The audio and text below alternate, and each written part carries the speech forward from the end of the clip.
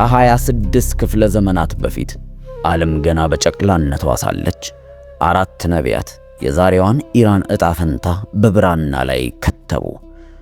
የሀገሪቱን ስም ጠርተው የክፍለ ሀገሪቱን ዳርቻ ለይተው የሚሰበረውን መሳሪያና የሚወድቁበትን የመሪዎች ዝርዝር አመላከቱ። ዛሬ ዓለም ሰበር ዜና እያለች የምትጮኸውን መጽሐፍ ቅዱስ ግን ጥንታዊ ትንቢት ይለዋል። በየካቲት 2018 ዓመተ ምህረት በፈረንጆች ፌብሩዋሪ 2026 በ28ኛው ቀን አንድ አስደንጋጭ ምሽት ተከሰተ። እያንዳንዱ ትንቢት ወደ እውነት የተቀየረበት ማዕዘን ነው። ዛሬ ኢራን የምትገኝበትን ነባራዊ ሁኔታ ብቻ ሳይሆን ለምን እዚህ ደረጃ ላይ እንደደረሰች የሚነግረን ሰማያዊ ምስጢር ይከፈታል። ለመሆኑ ለሚመጣው ነገር ዝግጁ ኖት?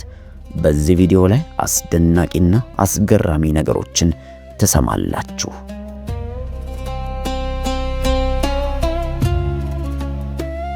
ከ2600 ዓመታት በፊት 4 የዕብራውያን ነቢያት በአሁን ዘመን ኢራን ብለን ስለምንጠራት ጥንታይቷ የፋርስ ምድር አስገራሚ ትንቢቶችን በብራና ላይ አስፍረው ነበር። እነዚህ ነቢያት የአገሪቱን ስም ለይተው የክፍለ ሀገሩን መልክዓ ምድር በዝርዝር አመላክተው የሚሰበረውንና ዳግም የማይነሳውን የጦር መሳሪያ አይነት እንኳን ተንብየው እንዲያውም በውድቀት የሚነሱትን መሪዎች ስም እንኳን ሳይቀር የጠሩ አስገራሚ ትንቢቶችን ከትበዋል። እንደ አውሮፓውያን አቆጣጠር ፌብሩዋሪ 28 ቀን 2026 ያ እያንዳንዱ ቃል በቃል የተጻፈው ትንቢት በአንድ ምሽት ውስጥ እውነት ሆነ። የኢራን ከፍተኛ መሪ አያቶላ አሊ ካሚኔ በአሜሪካና በእስራኤል ጥምር የአየር ጥቃት ተገደሉ። የወታደራዊ እዝ መዋቅሩ ተበታተነ። የኒውክለርና የሚሳኤል ማዕከላቱም በከባድ እሳት ጋዩ። የሚገርመው ግን ይህንን ሰበር ዜና በዓለም አቀፍ ጣቢያው የሚዘግቡት ጋዜጠኞች በሙሉ የምዕራባውያንን ስልጣኔ ሳይወለድ በፊት ይህ ሁሉ ታሪክ በእግዚአብሔር ቃል ውስጥ በዝርዝር ተዘግቦ እንደነበር ቅንጣት ታክል አለማወቃቸው ነው። ዛሬ በአሁኗ ሰዓት በኢራን ላይ የተፈጸሙ ያሉ 4 ጥንታዊ ትንቢቶችን እንመረምራለን። በዚህ ቪዲዮ ፍጻሜ ስትመለከቱ ምን እየሆነ እንዳለ ብቻ ሳይሆን ለምን እየሆነ እንዳለ ትረዳላችሁ። ምክንያቱም እግዚአብሔር ስለዚች ሀገር፣ ስለዚች ቅጽበትና ስለዚች ሰዓት ቀድሞ ተናግሯልና ነው። ዓለም ሰበር ዜና የሚለውን እግዚአብሔር ጥንታዊ ትንቢት ይለዋል። ማንኛውም የመጽሐፍ ቅዱስ ትንቢት አጥኚ መጀመሪያ ሊመልሰው የሚገባ አንድ መሰረታዊ ጥያቄ አለ። ኢራን በእውነት በመጽሐፍ ውስጥ ትገኛለች? ይህ ጥያቄ በግምት ወይም በፈጠራ ትርጓሜ የሚመለስ አይደለም። የዘመኑን ፖለቲካ በጥንታዊ ግጥም ውስጥ በመጭመቅ የሚመጣ መልስ የለውም። መልሱ አዎ የሚል ነው። ይህን ማረጋገጫ የሰጠው ደግሞ አንድ ተራ ምሁር ወይም የሃይማኖት ሊቅ አይደለም፣ ከእግዚአብሔር የተላከ መልአክ ነው። በንጉሡ ቤልሻዛር ዘመን በ3ኛው ዓመት ነቢዩ ዳንኤል ታላቅ ራእይ አየ። በራእዩም በሱሳ ግዛት በኡላያ ወንዝ አጠገብ ቆሞ ተመለከተ። ሱሳ በምናብ የተፈጠረች ምሳሌያዊ ቦታ አልነበረችም። በጥንቱ የኤላም መንግሥት ዋና ከተማ ነበረች። በኋላም ፋርስ ተብላ በታወቀችው በአሁኗ ደቡብ ምዕራብ ኢራን ውስጥ የምትገኝ እውነተኛ ከተማ ናት። ልብ በሉ፣ ዳንኤል ስለ ኢራን ይህን ትንቢት የተቀበለው በአሁኑ የኢራን ግዛት ውስጥ በአካል ቆሞ ሳለ ነበር። እግዚአብሔር ስለ አገሪቱ ትንቢት የሰጠው በአገሪቱ ውስጥ ሆኖ ነው። በራእዩም ዳንኤል በወንዙ ፊት ቆሞ የነበረ አንድ ኃይለኛ አውራ በግ ይመለከታል። አውራ በጉ በሁለቱ ቀንዶች ነበሩት። አንዱ ከሌላው ይበልጥ ረጅም ነበር፣ ረጅሙም ቀንድ በኋላ የበቀለ ነበር ይለዋል። ይህ አውራ በግ በታላቅ ቁጣና ግርማ ወደ ምዕራብ፣ ወደ ሰሜንና ወደ ደቡብ እየተወረወረ ወጋ። ማንም እንስሳ ሊቋቋመው አልቻለም። ከኃይሉም ሊያመልጥ የቻለ የለም። የወደደውን ሁሉ አደረገ፣ እጅግም ገነነ ብሎ ይናገራል። ዳንኤል ባየው ራእይ ተጨነቀ፣ ምስጢሩም ረቀቀበት። ስለዚህ እግዚአብሔር እንዲተረጉምለት መልአኩን ገብርኤልን ላከው። መልአኩ ገብርኤል ቀጥሎ የተናገረውን ደግሞ ማንኛውንም የጥርጣሬ ጥላ ያገሽሸዋል። ገብርኤል እንዲህ አለ፣ ያየኸው ያ ባለ 2 ቀንድ አውራ በግ የሜዶንና የፋርስ ነገሥታት ናቸው ብሎ ጀመረ። ልብ በሉ፣ ይህ የምሁራን መከራከሪያ አይደለም፣ ወይም ደግሞ ከብዙ ትርጓሜዎችም አንዱ አይደለም። መጽሐፍ ቅዱስ ራሱን ተረጎመ እንጂ። ገብርኤል በራእዩ ውስጥ ያለውን ምስጢር በዚያው በጽሑፉ ውስጥ ፈታው። ሜዶንና ፋርስ መልክዓ ምድራዊ ይዘታቸው ተዳምሮ የአሁኗን ዘመናዊ ኢራን መሠረት የጣሉ ጥንታውያን ስልጣኔዎች ነበሩ። አውራ በጉ ኢራን ናት። መታወቂያዋ በግምት የተሰጠ ሳይሆን በሰማያዊ አዋጅ የታወጀ ነው። አሁን ደግሞ አውራ በጉ ያደረገውን እናስተውል። ወደ ምዕራብ፣ ወደ ሰሜን፣ ወደ ደቡብ ወጋ ይለናል። ጥንታዊቷ የፋርስ ግዛት በእነዚህ ሦስት አቅጣጫዎች ተስፋፍታ ነበር።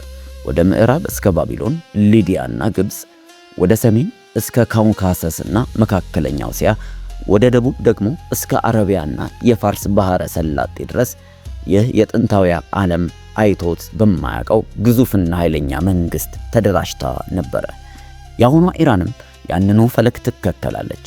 ወደ ምዕራብ በሊባኖስ ሂዝቦላ፣ በሶሪያ በኢራቅ አማካኝነት፣ ወደ ደቡብ በየመን ሁቲዎች፣ ወደ ሰሜን ደግሞ ከሩሲያ ጋር በፈጠረችው ስልታዊ ጥምረት እየገፋች ትገኛለች። አውራ በጉ አሁንም እየወጋ ነው። ዓለምም እሱን ለመክታት እየታገለች ነው። ነገር ግን ራእዩ በአውራ በጉ የበላይነት አያበቃም። አውራ በጉ ውሎ አድሮ ከምዕራብ በሚወጣ ኃይል ይጋጠማል፣ በኃይለኛ ጥቃትም ይወድቃል። በዳንኤል ራእይ አውራ በጉ ይሰበራል፣ ኃይሉም ይደቃል። የፋርስ ኃይል መሰበር ግን እግዚአብሔር ለዚች ሀገር ያለውን ትንቢታዊ ትኩረት የሚያበቃበት ሳይሆን የሚጀምርበት ነጥብ ነበር። ዳንኤል ማንነቷን አረጋገጠ፣ ገብርኤል ደግሞ አጸናው። ዛሬ በዜና የምናነባው ታሪክ ከመከሰቱ ገና ከ2600 ዓመታት በፊት ኢራን ገና በራሷ ድንበር ውስጥ ሆና በመልአክ መገለጥ ስሟ የተጠራና ታሪኳ የተነገረላት ሀገር ናት። ነገር ግን ዳንኤል ያሳየን ኢራን ምን እንደምታደርግ ወረራዋን፣ ጥንካሬዋንና ውድቀቷን ብቻ ነበር። በመጨረሻው ዘመን ኢራን ከማን ጋር እንደምትሰለፍ ግን አላሳየንም። ለዚያ ደግሞ ሌላ ነቢይ ያስፈልገናል። ደም የሚያቀዘቅስ ነገር የተመለከተ ነቢይ ነው። ዳንኤል ሀገሪቱን በስም ከጠራት በኋላ ሕዝቅኤል የተባለ ነቢይ ሌላ ነገር ተመለከተ። ኢራን የምታደርገውን ሳይሆን በመጨረሻው ዘመን ኢራን ከማጋር እንደምትሰለፍ አየ። እግዚአብሔር ያሳየው ወታደራዊ ጥምረት እጅግ ዝርዝር ከመሆኑ የተነሳ በግምት ሊገኝ የማይችል በመለኮታዊ ብዕር የተጻፈ ብቻ ማለት ይቻላል። በሕዝቅኤል ምዕራፍ 38 ላይ የእግዚአብሔር ቃል ወደ ነቢዩ እንዲህ ሲል መጣ ብሎ ይጀምራል።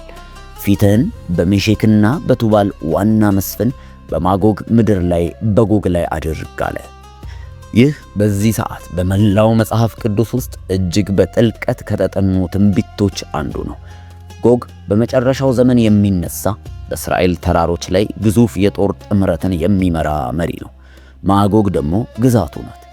ጥንታዊው አይሁዳዊ ታሪክ ተመራማሪ ጆሴፈስ ማጎግን ከካውካሰስ ተራሮች ባሻገር ካለው ሰፊ የሳክሲያን ግዛት ጋር ያያይዘዋል። ታልሙድና የጥንት ቤተ ክርስቲያን አባቶችም ማጎግን ከእስራኤል በስተሰሜን ራቅ ብሎ በሚገኝ ስፍራ ያስቀምጡታል። የዘመኑ ምሁራንም ማጎግ የዛሬዋ ሩሲያ ግዛት እንደሆነች ይስማማሉ። የሕዝቅኤል መጽሐፍም አቅጣጫውን ያረጋግጣል። እግዚአብሔር ይህንን ኃይል ከሩቅ ሰሜን አምጥቶ ወደ ደቡብ ወደ እስራኤል እንደሚመራው ይናገራል። ይህ ተራ ታሪክ አይደለም። የጎግና የማጎግ ትንቢት እግዚአብሔር በሰው ልጅ ታሪክ ውስጥ በቀጥታ ጣልቃ ከመግባቱ በፊት የሚከተለውን ታላቅ ወታደራዊ ግጭት የሚገልጽ ታሪክ ነው። በዚህ ግጭት ማዕከል ደግሞ አንድ ጥምረት አለ። እግዚአብሔር ራሱ ለሕዝቅኤል በስም የዘረዘራቸው 5 ሀገራት ፋርስ፣ ኢትዮጵያ፣ ፉጥ፣ ጋሜርና ቶጋርማ። እነዚህ 5 ሀገራት ገና ሳይሰሩ ከ2500 ዓመታት በፊት በስም ተለይተው ተጻፉ። ፋርስ የዛሬዋ ኢራን ስትሆን ኩሽ የዛሬዋ ሱዳንና ምስራቅ አፍሪካ ናት። ፉጥ የዛሬዋ ሊቢያና ሰሜን አፍሪካ ትባላለች። ጋሜርና ቤት ቶርጋማ ደግሞ የዛሬዋ ቱርክና የካውካሰስ ግዛቶች ናቸው። እነዚህ ሀገራት የሚጋሩት ቋንቋ የላቸውም፣ የጋራ ድንበርም የላቸውም። በአንድ ወገን ቆመው ለመዋጋት የሚያበቃቸው ምንም ምክንያት አልነበረም። ሆኖም ግን አንድ ዕብራዊ ነቢይ አንድም የውል ስምምነት ሳይፈርሙ ከ2500 ዓመታት በፊት በአንድ ዝርዝር ውስጥ አስገባቸው። በጃንዋሪ 2025 ሩሲያና ኢራን የ20 ዓመት ስልታዊ አጋርነትን ተፈራረሙ። የጋራ ወታደራዊ ልምምድ፣ የደህንነት መረጃ መለዋወጥና የጋራ መከላከያ ስምምነት አደረጉ። ሩሲያ ዘመናዊ የሱ-35 ተዋጊ ጄቶችን፣ የኤስ-400 የአየር መከላከያዎችንና የላቁ ራዳሮችን ለኢራን ማቅረብ ጀመረች። ኢራንም በምላሹ በዩክሬን ጦርነት ላይ ውድመት ያደረሱትን የሻሄድ ድሮኖችን ለሩሲያ ሰጠች። ሩሲያ ድሮኖቹን መጠቀም ብቻ ሳይሆን ተጨማሪ ለማምረት ፋብሪካዎችን ገነባች። ይህ እንዲሁ የእጅ መጨባበጥ አልነበረም። ይህ የጦር መሳሪያ ነው። ይህ የጦርነት ጥምረት ነው። በመቀጠልም በሆርሙዝ የባህረ ሰላጤ አቅራቢያ የሩሲያ የኢራንና የቻይና የጋራ ባህር ኃይል ልምምድ ተከተለ። ታዲያ በዚህ ሰዓት ሕዝቅኤል የገለጸው ጥምረት እየተመሰረተ አይደለም፣ ይልቁንስ ተመስርቶ አብቅቷል። አንድ አጋጣሚ እንዲሁ እንደ አጋጣሚ ማለፍ ይቻላል። ነገር ግን ከ3 አህጉራት የተወጣጡ 5 ሀገራት አንዱ የሌላውን መሳሪያ ታጥቀው ልክ ከ25 ዓመታት በፊት ነብዩ እንዳለው የጋራ ልምምድ ሲያደርጉ ስትመለከቱ ይህ በእርግጥ አጋጣሚ አይደለም። ይህ መለኮታዊ ደራሲነት ነው። ጥምረቱ ቀድሞ ከተሰበሰበ የኢራን የመጨረሻ ሚና ምንድን ነው? የጎግ ማጎግ የትንቢት ለዚች ሀገር ወዴት ያመራል? መልሱ በሕዝቅኤል 38 ውስጥ የለም። ለዚያ ደግሞ ረቆ የሄደ ሌላ ነብይ ያስፈልገናል።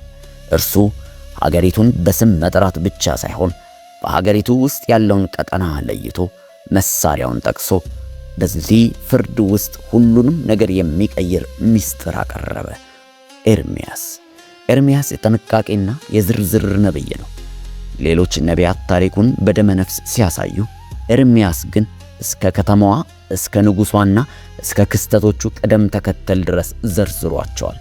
በመጽሐፉ ምዕራፍ 49 ላይ እግዚአብሔር ለኤርምያስ በሀገር ውስጥ ስላለች ሌላ ቃል ሰጠው። ይህ ቃል ሙሉ ለሙሉ ስለ ፋርስ ሳይሆን ስለ አንዲት የተለየች ቀጠና፣ ስለ አንድ የተለየ መሳሪያና ስለ ውጤቱ ተናገረ። ልብ በሉ፣ ፋርስን ሳይሆን ኤላምን ብሎ ነው የተናገረው። ኤላም በደቡብ ምዕራብ ኢራን የምትገኝ ጥንታዊ ስልጣኔ ነበረች። የጥንቷ ኤላም ግዞት ዛሬ በኢራኑ የኩዜስታን ክፍለ ሀገር አካባቢው ጋር ይጋጠማል። ዛሬ በዚህ ቀጠና ውስጥ ምን ይገኛል?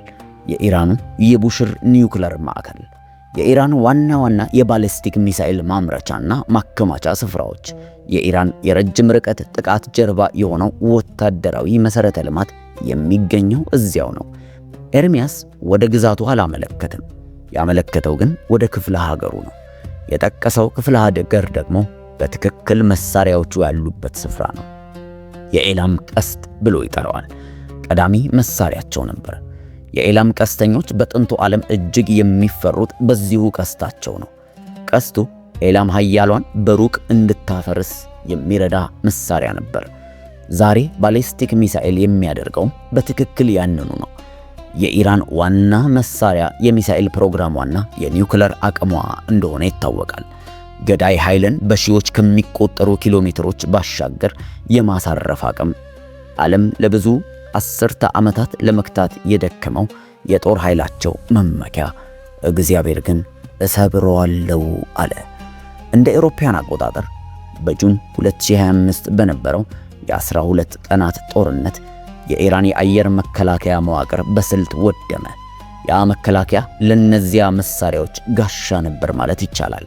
በመቀጠልም በፌብሩዋሪ 28 ቀን 2026 የአሜሪካና የእስራኤል ጥምር ዘመቻ ጠለቅ ብሎ ገባ። በቀጥታ የሚሳኤል መሰረተ ልማቱን፣ የኒውክለር ፕሮግራሙን፣ የማምረቻ ተቋሙንና የእዝ ማዕከላቱን መታ። ቀስቱ እየተሰበረ ነው። በአጋጣሚ ግን አልነበረም። ክርስቶስ ከመወለዱ ከ600 ዓመታት በፊት አንድ ዕብራዊ ነቢይ በጻፈው መሰረት እንጂ። ኤርምያስ ቀጠለ። በኤላም ላይ ከአራቱ የሰማይ ማዕዘናት አራቱን ነፋሳት እመጣበታለሁ አለ። 4 ነፋሳት፣ 4 አቅጣጫዎች፣ ከአራቱም ወገን በአንድ ጊዜ የሚመጣ ጥቃትን ያመለክታል። በፌብሩዋሪ 28ቱ ዘመቻ ከአሜሪካ የባህር ኃይል ጥቃት፣ ከምዕራብ ደግሞ ከእስራኤል የአየር ጥቃት እንዲሁም ከተለያዩ አቅጣጫዎች የተሰነዘሩ የተቀናጁ ጥቃቶች ኢራንን በአንድ ጊዜ መቷታል። ልክ ኤርምያስ እንዳለው 4ቱ ነፋሳት ከአራቱ የሰማይ ማዕዘናት እንዳለው ወደዚህ ቁጥር ፍጻሜ ከመሄዳችን በፊት ኤርምያስ በዚህ ጥቅስ መጨረሻ ላይ ያስቀመጠውን ልብ በሉ። ብዙ መምህራን መጽሐፉ እስከ ቁጥር 38 ላይ ደርሰው እዛው ጋር ይዘጋሉ። ነገር ግን ቁጥር 39 ምን እንዳለ ተመልከቱ። ነገር ግን በመጨረሻው ዘመን የኤላምን ምርኮ እመልሳለሁ ይላል እግዚአብሔር ይላል። ለኢራን የእግዚአብሔር የመጨረሻ ቃል ፍርድ አይደለም። ስለዚህ ሀገር ከተጻፉት እጅግ አስፈሪ ወታደራዊ ውድመቶች መካከል መሳሪያው እንደሚሰበርና መሪዎቹ እንደሚወገዱ በሚናገረው በዚያው ክፍል ውስጥ የተሐድሶ ተስፋ ተቀምጧል። በመጨረሻው ዘመን ብሎ ይህንን ተስፋ ያዙት። ወደ እርሱ ተመልሰን እንመጣለን። ምክንያቱም በዚያን ጊዜ በዚህ ሙሉ የሰነድ ቪዲዮ ውስጥ ከተነገሩ ነገሮች ሁሉ እጅግ አስፈላጊው ነገር እርሱ ስለሆነ ነው። ከዛ በፊት ግን ቁጥር 38 ላይ አንድም ዜና ያልዘገበው ሚስጥራዊ እውነታ በነቢዩ መጽሐፍ ላይ ተጽፏል። እግዚአብሔር እንዲህ ይላል፣ ዙፋኔን በኤላም አኖራለሁ፣ ከዚያም ንጉሡንና መኳንንቱን አጠፋለሁ ብሎ ተናገረ። ልብ በሉ፣ ንጉሡን መኳንንቱን ይላል። በፌብሩዋሪ 28 ቀን 2026 ከፍተኛው መሪ አያቶላ አሊ ካሜኒ በቴሄራን በሚገኘው ቢሮአቸው ውስጥ በአሜሪካና በእስራኤል ጥቃት ተገደሉ። ካሜኒ ለ37 ዓመታት ያህል በኢራን ላይ ፍጹም ስልጣን ነበራቸው።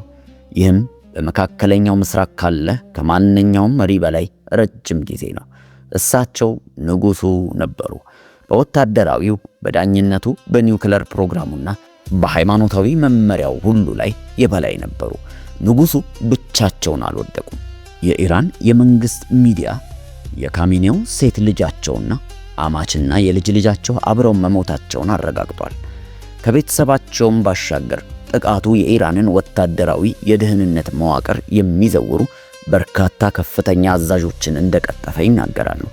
ሚሳኤሉን የሚቆጣጠሩ ተላላኪ ቡድኖች የሚመሩና የእስላማዊትን ሪፐብሊክ ተቋማዊ ኃይል በአንድነት አያይዘው የያዙት ሰዎች በሙሉ አብረው ተመቱ። ንጉሡ ብቻቸውን አልወደቁም፣ መኳንንቶቹም አብረው ተወደቁ እንጂ። አንዲት ጥቅስ፣ ሁለት ቃላት ንጉሡንና መኳንንት ከ26 ክፍለ ዘመናት በፊት ተጻፈ። በአንድ ምሽት በአንድ ወታደራዊ ዘመቻ ተፈጸመ።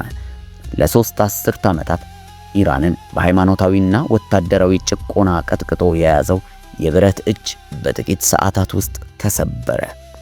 በዚህ ሰዓት ኢራን 3 አባላት ያሉት ጊዜያዊ ምክር ቤት አቋቁመዋል። ፕሬዝዳንቱ የጠቅላይ ፍርድ ቤት ዳኛውና የጠባቂው ምክር ቤት አባል የሆነው የሕግ ባለሙያ ራሱ የተቆጣጠረውን የሥርዓቱን ራስ ለመጠገን እየታገሉ ይገኛሉ። ይህ አገዛዝ አይደለም። ይህ ለህልውና መፍጨርጨር ነው። ይህም በትክክል ኤርምያስ የገለጸው እንደማለት ነው። መሪ የሌላትና በጠላቶቿ ፊት የደነገጠች ሀገር የወደፊት ትንቢት አይደለም። ይህ ክርስቶስ ከመወለዱ ከ600 ዓመታት በፊት በብራና የተጻፈው የፌብሩዋሪ 28 ቀን 2026 ሰበር ዜና ነው። አሁን ግን አንድም የዜና ጣባ ወደማይነግሯችሁ የታሪኩ ክፍል እንመጣለን። ምክንያቱም አሁን በኢራን ውስጥ እየሆነ ያለው ነገር ከሚሳኤሉ በላይ ነው። ከፖለቲካውም ይገዝፋል፣ ከጦርነቱም ይልቃል። ዙፋኔን በኤላም አኖራለሁ አለ እግዚአብሔር። ይህ ዙፋን ፖለቲካዊ አይደለም፣ መንፈሳዊ ዙፋን ነው። ኢስላማዊ ሪፐብሊክ ላለፉት 47 ዓመታት ክርስትናን ከኢራን ምድር ለማጥፋት ሲደክሙ ቆይተዋል። በኢራን ውስጥ ለረጅም ዓመታት ከእስልምና መውጣት ልክ እንደ ክህደት ተቆጥሮ በእስራት በስቃይና በሞት ሲያስቀጣ ቆይተዋል። አብያተ ክርስቲያናት ተዘግተዋል፣ ፓስተሮቹ ታስረዋል፣ መጽሐፍ ቅዱሶች ተወርሰዋል። በ1979 በኢራን ውስጥ ጥቂት 100 ክርስቲያኖች ብቻ እንደነበሩ ይገመታል። ዛሬ ግን ከ1 ሚሊዮን እስከ 3 ሚሊዮን የሚደርሱ ከእስልምና ወደ ክርስቶስ የመጡ አማኞች እንዳሉ ይገመታል። በጦርነቱና በጭቆናው መሃል እንኳን ኢራን አላይፍ ሚኒስትሪ በወር 1200 አዳዲስ ሰዎች ጌታን እንደሚቀበሉ ዘግቧል። ኢራን ለክርስቲያኖች አደገኛ ከሆኑ ሀገራት መካከል 9ኛ ደረጃ ላይ ብትቀመጥም ዕለት በዕለት ግን ሰዎች እየዳኑና ቤተክርስቲያን እየተተከለች ትገኛለች። እንዲያውም በዓለም ላይ ከፍተኛ ፍጥነት እያደገች ያለች ቤተክርስቲያን መካከል አንዷ የኢራኗ ቤተክርስቲያን ናት። ባለፉት 20 ዓመታት ውስጥ ወደ ክርስቶስ የመጡ ኢራናውያን ቁጥር ባለፉት 1400 የእስልምና ዓመታት ውስጥ ከመጡት ሁሉ ይበልጣሉ። የኢራን መንግስት ሊያጠፋው የሞከረው ክርስቶስ አሁን በድንበራቸው ውስጥ በፍጥነት እየተስፋፋ ያለ እውነት ሆኗል። ጥምቀት በውሃ ገንዳ ውስጥ፣ አምልኮ በሹክሹክታ፣ መጽሐፍ ቅዱስን መያዝ አደገኛ ስለሆነ በቃል ማጥናት፣ የቤት ውስጥ አብያተ ክርስቲያናት በየከተማው እየተበራከቱ እየሄደ ያለበት ጊዜ ነው። መጽሐፍ ቅዱስ አንብበው የማያውቁ ክርስቲያን አግኝተው የማያውቁ ወንዶችና ሴቶች በህልማቸው ኢየሱስን እያዩና ስሙን እያወቁ እየነቁ ነው። እግዚአብሔር ቤተ ክርስቲያንን ወደ ኢራን እንድትደርስ እየጠበቀ አይደለም። እሱ ራሱ ኢራንን እየደረሳት ይመስላል። ኤርምያስ የገለጸው ያ ዙፋን በወደቀው ዙፋን ፍርስራሽ ላይ ሲነሳ የታየው ይህ ነው። ነገር ግን ኤርምያስ ብቻውን አይደለም። ምስሉ ሙሉ የሚሆነው እዚህ ጋር ነው። ኢሳይያስ ክርስቶስ ከመወለዱ 800 ዓመታት በፊት የጻፈው ቃል ነው። የኢራን ሚና በእግዚአብሔር ዕቅድ ውስጥ ሰዎች ከሚያስቡት በላይ ጥልቅ መሆኑን ያረጋግጣል። ኢሳይያስ በባቢሎን ላይ በነገረው ትንቢት ኤላም ሆይ ውጪ፣ ሜዶን ሆይ ክበቢ ብሏል። ኢራን በጥንቷ ባቢሎን ላይ የእግዚአብሔር የፍርድ መሳሪያ ነበረች። ባቢሎንን ስትወድቅ ኢሳይያስ ባቢሎን ወደቀች አለ። ከዘመናት በኋላ ዮሐንስ በራእዩ ያንኑ ቃል ደገመው። ታላቂቱ ባቢሎን ወደቀች። ይህ በመጨረሻው ዘመን ስላለው የባቢሎን ሥርዓት የተነገረው ነው። 3 ነቢያት፣ 3 ዘመናት፣ አንድ ፍጻሜ። ኢራን ከመጀመሪያውም መጨረሻ ከመጨረሻውም መጨረሻ ጋር ተሳስራለች። 4 ነቢያት፣ 6 ክፍለ ዘመናት ልዩነት፣ ግን አንድ ሀገር። ይህ አጋጣሚ አይደለም። ይህ መለኮታዊ ደራሲነት ነው። ነገር ግን ሙሉውን ምስል ማየት ያለባችሁ በዚህ ዶክመንተሪ ያሳየናችሁ ነገር ሁሉ አውራ በጉ፣ ጥምረቱ፣ የተሰበረው ቀስት፣ የወደቀው ንጉሥና የተተከለው ዙፋን የታሪኩ መጨረሻ አይደለም። ይህ ሁሉ ወደ አንድ ቦታ እየመራ ነው። መጽሐፍ ቅዱስ ወዴት እንደሆነ ይነግራችኋል። በምዕራፍ 38 ላይ ጥምረቱን የዘረዘረው ሕዝቅኤል ቀጥሎ የሚሆነውንም ነግሮናል። አገራቱ ይሰበሰባሉ፣ ሩሲያ ትመራቸዋለች። ኢራን፣ ቱርክ፣ ሊቢያና ሱዳን አብረው ይዘምታሉ። ጉዟቸው ወደ ዋሽንግተን አይደለም፣ ወደ ቤጂንግም ወደ ሞስኮም አይደለም፣ ወደ እስራኤል ተራሮች ግን ነው። እግዚአብሔር ደግሞ በዚያ ያገኛቸዋል። ሕዝቅኤል ምዕራፍ 38 ቁጥር 18 እንዲህ ይለናል፣ ጎግ በእስራኤል ምድር ላይ በመጣ ቀን መዓቴ በፊቴ ይወጣል ይላል ጌታ እግዚአብሔር ይለናል። እግዚአብሔር ዲፕሎማት አይልክም፣ ሰራዊትም አይልክም። እርሱ ራሱ ጣልቃ ይገባል። ከዚያ የሚከሰተው ደግሞ ጦርነት አይደለም፣ ሰው በሰው ላይ የሚገዛበትን ዘመን የሚያበቃ መለኮታዊ ተግባር እንጂ። ነቢዩ ዘካርያስ ያንን ቅጽበት በሌላ እይታ ተመልክቶታል። የምድር አሕዛብ ሁሉ በኢየሩሳሌም ላይ ይሰበሰባሉ ይለናል። ከዚያም እግዚአብሔር ወጥቶ ከነዚያ አሕዛብ ጋር እንደሚዋጋ ይነግረናል። በዚያም ቀን እግሮች በኢየሩሳሌም ፊት ለፊት በምስራቅ በኩል ባለው ደብረ ዘይት ተራራ ላይ ይቆማሉ። ይህ ኢየሱስ ወደ ሰማይ ከማረጉ በፊት የቆሙበት ተራራ እንደሆነ አስተውሉ። መላእክቱ ይህ የሄደው ኢየሱስ ባያችሁት መንገድ ተመልሶ ይመጣል ያሉት ያው ተራራ ነው። ከደብረ ዘይት ተራራ ሄደ፣ ወደ ደብረ ዘይት ተራራ ይመለሳል። ይህ ሁሉ ጉዞ ወደዚያ ነው። የኢራን ውድቀት፣ የጥምረቱ መነሳት፣ በእስራኤል ዙሪያ ያሉ አሕዛብ መሰብሰብ፣ ሁሉም ወደ አንዲት ቅጽበት እያመሩ ነው፣ ወደ ኢየሱስ ክርስቶስ ዳግም ምጽአት። እንደ ሕፃን በግርግም ሳይሆን፣ እንደ አስተማሪ በተራራ ላይ ሳይሆን፣ እንደ ነገሥታት ንጉሥ በደብረ ዘይት ተራራ ላይ ይቆማል። ግጭቱም ያበቃል፣ መንግሥቱንም ይመሰርታል። ነቢያት ሁሉ ወደ ጠቆሙባት ከተማ ይነግሣል። በኢራን የምታዩት ነገር መጨረሻው አይደለም፣ የመጨረሻው ግን ጅማሬ ነው። ስለዚህ ሀገር እያንዳንዱን ቃል የፈጸመው አምላክ ስሙን፣ ቀጠናውን፣ መሳሪያውንና መሪዎቹን፣ ዙፋኑን፣ ከዚህ በኋላ የሚመጣውንም ነግሮናል። ለመንገስ ወደ ኢየሩሳሌም እንደሚመጣ እያንዳንዱ ዜና፣ እያንዳንዱ ጥምረትና እያንዳንዱ የወደቀ ንጉሥ ያንን ቀን እያቀረቡት ነው። እኛ ይህንን በዓይናችን የምናይ ትውልዶች ነን። ጥያቄው ትንቢቶቹ እውነት መሆን ወይም አለመሆናቸው አይደለም፣ ማስረጃውን እያየን ስለሆነ። ትልቁ ጥያቄ ግን በዚህ ሰዓት የሚጠየቀው ይሄ ነው። ለሚመጣው ነገር ዝግጁ ናችሁ ወይ የሚለው ነው። አሁን የእናንተን ድምፅ መስማት እንፈልጋለን። በኢራን ውስጥ እየሆነ ያለው ነገር በዘመናችን ካየነው ነገር ሁሉ የተለየ ነው። እናንተስ ምን እያያችሁ ነው? ይህስ መጽሐፍ ቅዱስ የምታነቡበትን መንገድ እንዴት እንደቀየረው ግለጹልን። ቀጥሎ ምን ይመጣል ብላችሁ ታምናላችሁ? በአስተያየት መስጫው ላይ ሐሳባችሁን፣ አስተያየታችሁን አስቀምጡ። እንደዚህ አይነት የዘመን መጨረሻ ትንቢቶችና እየሆኑ ያሉትን ነገር ከእግዚአብሔር ቃል ገልጠን እንድንነግራችሁ በዚህ ቻናል ላይ ዕለት በዕለት የሚለቀቁት ቪዲዮዎች እንዲደርሷችሁ አሁኑኑ ኢፒክ ባይብልን ሰብስክራይብ በማድረግ አብራችሁን ቆዩ። ይህንንም ቪዲዮ ላይክ በማድረግና ለሌሎች በማጋራት ተከታተሉ። መልካም ጊዜ